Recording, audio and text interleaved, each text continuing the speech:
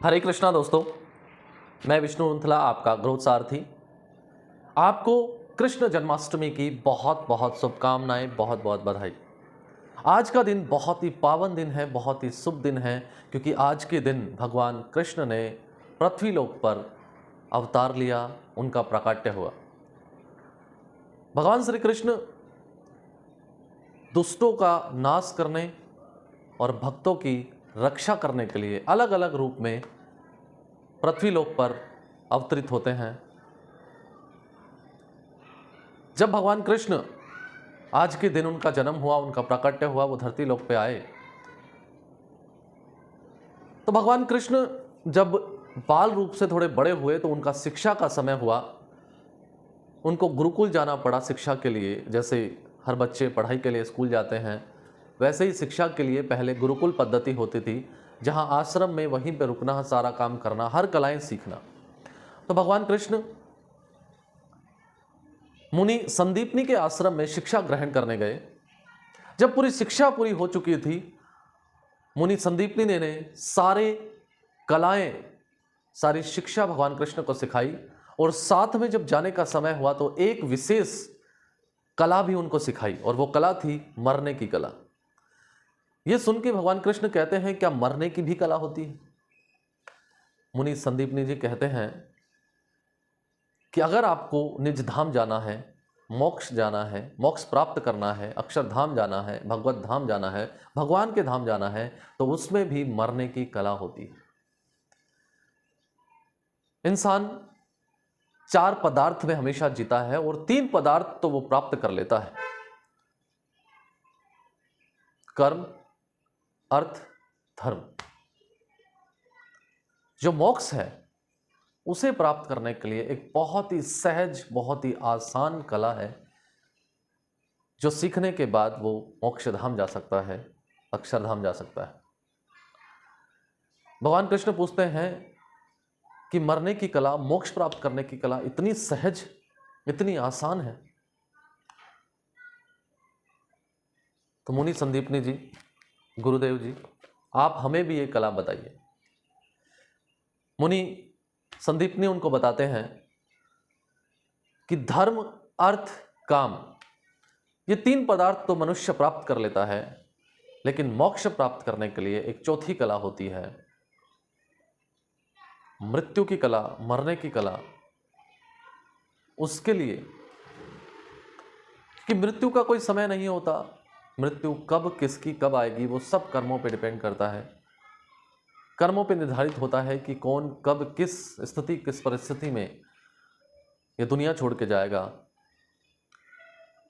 धर्म, अर्थ, काम, ये तीनों चीजें प्राप्त करके प्राणी हर बार इस चक्र में रहता है और हर बार जन्म मृत्यु के काल में फंसा रहता है।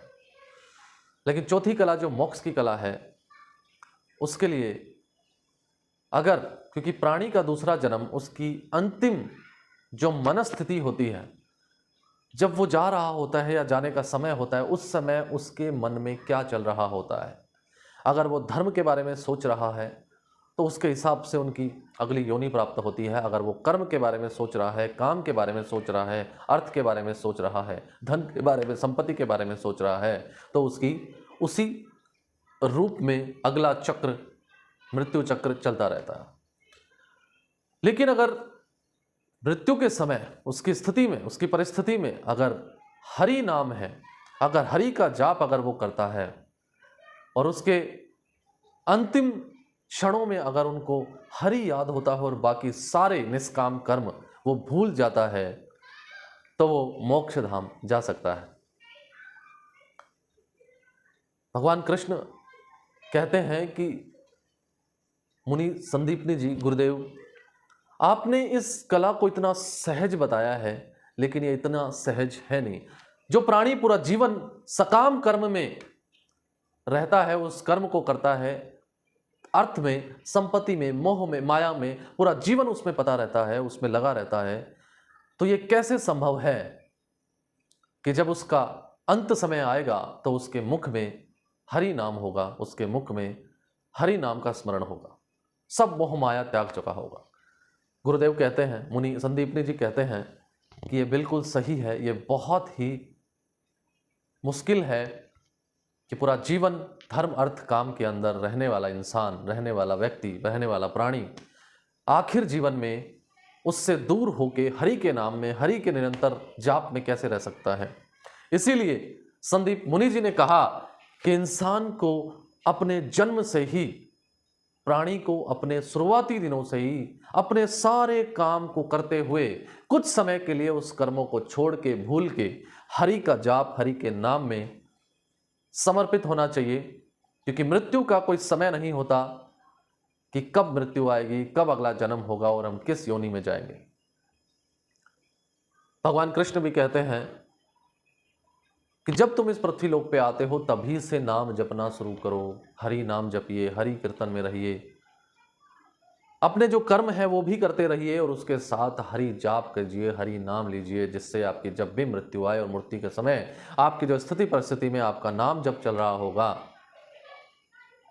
तो आपको मोक्ष प्राप्ति, अक्षरधाम, भगवत धाम, वो भगवान का धाम प्राप्त हो सकता है।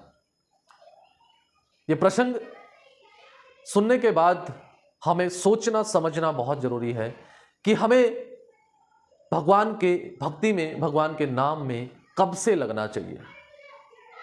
क्योंकि किसी को नहीं पता कि इस जीवन से, इस पृथ्वी से हमें कब और कहां जाना है, किस योनि में जाना है, मृत्यु हमारे पास कब आ जाए।